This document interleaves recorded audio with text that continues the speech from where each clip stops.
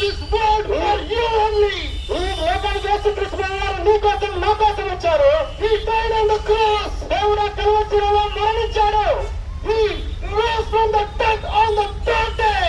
యేసుక్రీస్తు వారు తప్పకుండా మూడో రోజు శిలువను చేయించి మృత్యుంజయుడిగా సజీవుడిగా లేచి నిలబడ్డాడు. He is the way. యేసుక్రీస్తు వారు మానవుడై ఉన్నాడు. ఆయనకు వరకు జీవమై ఉన్నాడు. He is the truth. ఆయన దేవుడు సత్యమై ఉన్నాడు.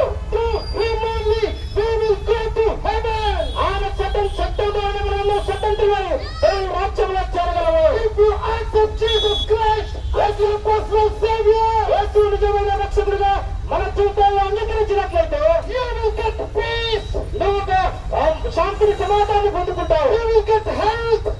నువ్వు మంచి ఆరోగ్యాన్ని కలిగి ఉంటావు. And also you will get heaven. పరలోక రాజ్యాన్ని పొందుకునే భాగ్యాన్ని కూడా ప్రవేశిస్తారు. Thank you dear brothers and sisters.